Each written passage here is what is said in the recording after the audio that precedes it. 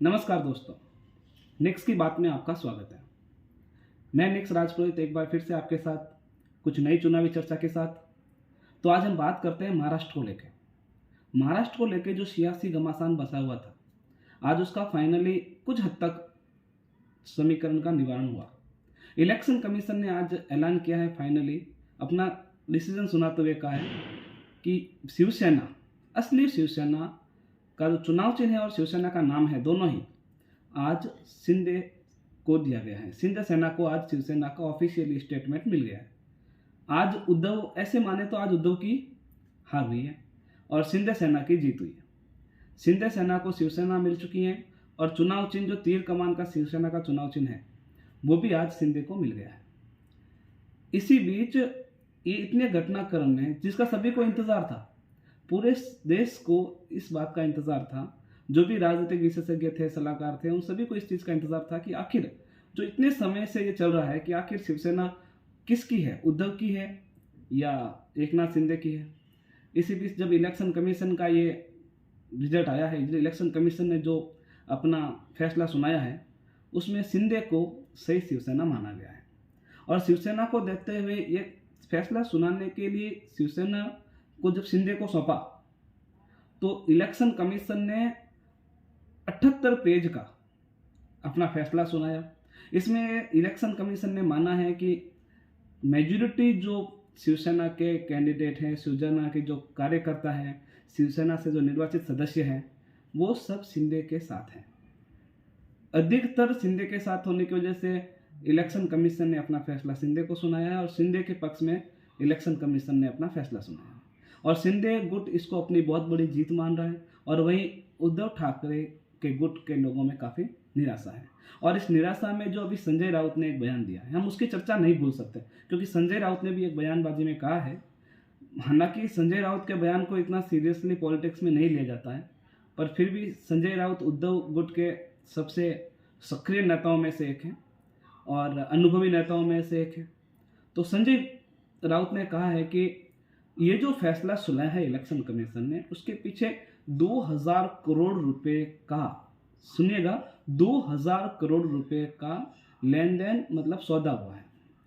2000 करोड़ रुपए का सौदा हुआ है। संजय राउत ने सीधा सीधा ये निशाना बीजेपी के ऊपर साधा है। उद्धव का सीधा निशाना, उद्धव गुट का सीधा निशाना बीजेपी के ऊपर था, बिना नाम लिए सीधा सीधा बीजेपी के ऊपर निशाना साधा है कि 2000 करोड़ रुपए का ये सौदा बीजेपी ने किया है, जो लेन देन हुआ है। बात यहीं तक सीमित नहीं थी। जब आज अमित शाह महाराष्ट्र गए हुए थे और जो चुनाव चिन्ह शिंदे गुट को मिला है और जो शिवसेना का ऑफिशियली, जो बीजेपी शिंदे गुट को अभी ऑफिशियली शिवसेना माना गया है, तो इस बात पर विचार करने के लिए जब अमित शाह और शिंदे गुट के नेता और बीजेपी के कार्यकर्ता फडणवीस भी वहाँ पर उपस्थित थे, तो इस बीच जब अमित शाह बोल रहे थे, तो अमित शाह ने एक बहुत बड़ा अनाउंसमेंट किया कि हम 24 का इलेक्शन और महाराष्ट्र विधानसभा का इलेक्शन शिंदे की शिवसेना के साथ लड़ेंगे। और ये भी वहाँ उन्होंने तय किया है, ये भी उन्होंने क्लियर किया है कि धोखेबाजों को बख्शा नहीं जाएगा और धोखेबाज को कभी माफ़ नहीं किया जाएगा। ये सीधा सीधा इशारा था उद्धव ठाकरे की तरफ। और एक अभी बड़ी अपडेट जो मुझे मिल रही है, जो हमारे सोर्सेस से बता रहे हैं कि शिंदे गुट अभी भी शांत नहीं है। शिंदे गुट ने जितनी भी शिवसेना की संपत्ति थी या शिवसेना की संपत्ति है, अब शिवसेना की संपत्ति पे शिंदे गुट दावा ठोकने जा रही है। ये सबसे महत्वपूर्ण और इंपॉर्टेंट न्यूज है। शिंदे अब शिवसेना की संपत्ति पर दावा ठोकेंगे, जिसमें मातोश्री भवन भी है और 150 करोड़ जो फंडिंग है शिवसेना का, उस पर भी अब शिंदे गुट का दावा है। हालांकि उद्धव ठाकरे ने बहुत चतुराई दिखाई, संजय राउत ने चतुराई दिखाई, काफ़ी हद तक उस फंड को ट्रांसफ़र करने में कामयाब रहे, लेकिन इसका जवाब अभी भी देना होगा आपको, क्योंकि शिंदे गुट का दावा है कि अब वो, जब शिवसेना अब उनकी हुई, तो शिवसेना के जा जो ऑफिस है, शिवसेना के जो कार्यालय हैं, शिवसेना का जो मुख्य कार्यालय है मातोश्री, अब सारा दावा उस पर शिंदे गुट का रहेगा। और इसमें काफ़ी हद तक शिंदे गुट मजबूत भी है, मजबूती है शिंदे गुट की, क्योंकि शिंदे गुट अब शिवसेना, शिंदे गुट की है शिवसेना, शिवसेना अब शिंदे की है। और अमित शाह ने यह अलायंस का ऐलान किया है कि हम 2024 का इलेक्शन और महाराष्ट्र विधानसभा का इलेक्शन शिंदे की शिवसेना के साथ लड़ेंगे। अब उसको शिंदे की शिवसेना कहना नहीं, ऐसा नहीं रहेगा, आप उसे अब सिंपली शिवसेना कहिए, क्योंकि अब ऑफिशियली शिवसेना को शिंदे चलाएंगे।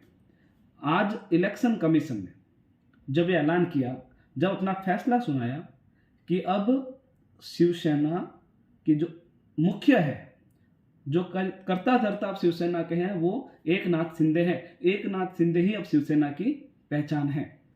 तो उधर उद्धव जब बौखला गए, उद्धव के नेता संजय राउत वो भी कुछ तैयारी में है, तो उन्होंने भी आनन फानन में कहा है कि नहीं, हम सुप्रीम कोर्ट जाएंगे, सुप्रीम कोर्ट में पिटीशन दायर करेंगे, और हो सकता है उनके पास एक ही रास्ता है, सुप्रीम कोर्ट जाए वो। लेकिन पलड़ा अभी भी एकनाथ शिंदे का भारी है, और एकनाथ शिंदे और बीजेपी दोनों ही 2024 में अलायंस के साथ चुनाव लड़ेगी। तो आज काफ़ी हद तक जो महाराष्ट्र में उठापटक हो रही थी, जो महाराष्ट्र में एक चर्चा का विषय बना हुआ था, उस पर विराम लगा है। आज फाइनली शिवसेना का फैसला हो गया है। आज फाइनली शिवसेना उद्धव गुट से पास नहीं होकर अब शिंदे शिवसेना की पहचान है। शिंदे बाला साहेब ठाकरे के अनुयायी है, बाला साहेब ठाकरे को मानते हैं, और शिंदे के जो गुरु है आनंद दिघे, उनकी भी एक पहचान शिवसेना में बहुत बड़े तौर पर रही है, एक बड़े कद्दावर नेता के तौर पर रही है। उन्होंने भी शिवसेना को बनाने में बाला साहेब ठाकरे के साथ कंधे से कंधा मिलाकर काम किया था। तो आनंद दिघे और बाला साहेब ठाकरे और शिंदे ये कहते हैं कि ये आनंद दिघे और बाला साहेब के ठाकरे के विचारों की जीत है। कहीं न कहीं उद्धव ठाकरे इस सब के बीच में अपने कांग्रेस और एनसीपी के समर्थन लेके जो उन्होंने गलती की, उसका एक खामियाजा उनको भुगतना पड़ रहा है, क्योंकि उनके हाथ से कई हद तक महाराष्ट्र में भी हिंदू वोटर की छवि जो थी, हिंदुत्व की जो छवि थी, कहीं ना कहीं वो उससे कम हुई है। और अब जो इलेक्शन होने वाला है, आज अमित शाह ने कहा है कि आगे जो इलेक्शन होगा वो हम शिंदे गुट शिवसेना और बीजेपी साथ में अलायंस करेगी, और बाकी सब साथ में लड़के सामने जो विपक्ष होगा वो तीनों पार्टियां सामने मिल के लड़ेगी। तो इसमें उद्धव ठाकरे की जो छवि है वो क्या रहने वाली है? क्या उद्धव ठाकरे अलग से इलेक्शन लड़ेंगे, या बीजेपी शिवसेना के साथ, जो शिंदे गुट की शिवसेना है उसके साथ तो अलायंस बीजेपी ने ऐलान कर लिया है। तो अब आगे जो होने वाला है वो काफ़ी रोचक है, क्योंकि मुझे ऐसा लग रहा है महाराष्ट्र में कुछ बड़ा होने वाला है। अभी इंतज़ार कीजिए, कुछ समय का और इंतज़ार कीजिए, कुछ और अपडेट आएंगे, कुछ और अंदरूनी न्यूज़ आएगी। हमारे सोर्सेज बिल्कुल वहाँ पे मौजूद है, और हमारे सोर्सेज बहुत जल्दी आपको और भी मोर अपडेट, और भी बहुत सारी जानकारी जो महाराष्ट्र को लेके हैं, जो कई नज़रों से छुपी हुई है, उनको हम बाहर निकालेंगे। और हमारे सोर्सेज जो हमारे वहाँ पे सोर्स हैं वो बहुत मजबूत है, और बहुत जल्दी आपको महाराष्ट्र से रिलेटेड और भी बहुत सारी खबरें मिलेगी। और एक बात आप मेरी नोटिस कीजिए, अभी महाराष्ट्र का ड्रामा पूरा नहीं हुआ है, अभी महाराष्ट्र का ड्रामा पूरा नहीं हुआ है। महाराष्ट्र में कुछ बड़ा होने वाला है, ये आप समझ लीजिए। बस आज इसी वीडियो के साथ मैं आपसे ये कहना चाहता हूँ। अगले वीडियो में हम मिलते हैं, जहाँ हम बात करेंगे मेघालय की, नागालैंड की, जहाँ पे इलेक्शन है, और उसके साथ हम बात करेंगे कर्नाटक की, क्योंकि हमारे पास काफ़ी मैसेज मिले हैं कि आप कर्नाटक के बारे में एक वीडियो बनाएं, क्योंकि अगले इलेक्शन में कर्नाटक भी विधानसभा इलेक्शन होने वाला है, और वहाँ पे भी स्थिति है वो काफ़ी पेचीदा हो चुकी है। चलिए अगले वीडियो में हम मिलते हैं। मैं नेक्स्ट राजपुरोहित एक बार फिर से आपके साथ अगले वीडियो में मिलते हैं। जय हिंद।